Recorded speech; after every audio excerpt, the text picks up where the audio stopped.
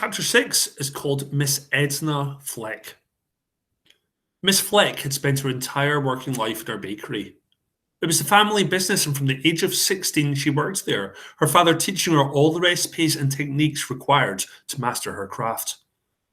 She took such pleasure in what she did in those early days. The amount of satisfaction felt when she finally perfected pleated loaves and her father's pork pie was immeasurable. Her confidence quickly began to grow, and soon she started inventing recipes of her own. Donuts filled with rhubarb and custard, sausage rolls with streaky bacon, and best of all, the famous Fleck pie. The Fleck pie was created with the help of Mr. Brackett, the neighbouring butcher, who provided Edna with his very best cuts of beef, which she stewed in her own secret marinade. The pie, along with the quality of the rest of the baker's products, sent the townsfolk wild. Soon, word got out and customers started coming from all over the country. Awards were won, lots of money was made, and Mr. Fleck was as proud of his daughter as any father could possibly be. But then, on the eve of Edna's 21st birthday, tragedy struck. Mr. and Mrs. Fleck were transporting their daughter's birthday cake to the town hall ready for her party. Witnesses stated that the lorry driver had failed to stop at the crossroads red light, ploughing straight into their car. Neither of Edna's parents survived the crash, and she was never to be the same since. Edna inherited the family business and continued to run it ever since the accident. The pride and joy she used to take in her work, though, had gone forever. Every day spent in the bakery only served to remind her of all that she had lost. The recipes never changed, but there was no longer any passion put into Edna's cakes, breads, and pies. People no longer wished to travel great distances to buy treats that were nowhere near as good as they used to be. The locals were also starting to lose interest, as the friendly, welcoming service that was once guaranteed at the Fleck Bakery had been replaced by rudeness and irritability. There was always one consistently loyal customer base, though, that managed to keep the bakery from closing down, despite the otherwise terrible business.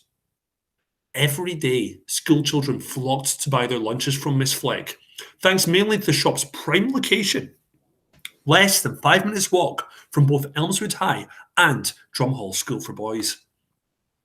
Miss Fleck had very little respect for any of the school children that visited her shop, but those who came from Drumhall were nevertheless granted a special privilege that made the Elmswood children furious. The bakery was extremely small, and there was only ever enough room for 4 or 5 customers in the shop at any one time. To create an ordered system, all Elmswood children were told to queue up outside the shop until there was enough space to come inside.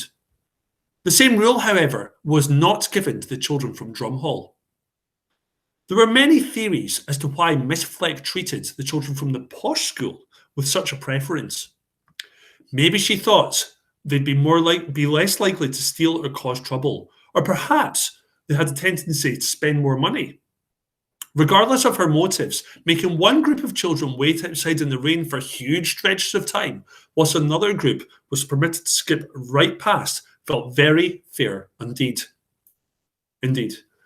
To make matters worse, it was almost always the case that by the time all the Drumhall children had bought what they wanted, there was very little in the way of choice when those from the Elmswood finally got served.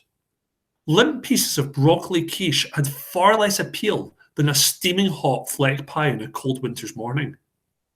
Had there been anywhere else they could have gone within walking distance of their school, the children would undoubtedly have taken their business elsewhere. Luckily for the children of Elmswood High, the ARC project had a plan that would make Miss Fleck take time to re-evaluate her current system. And that's the end of chapter 6.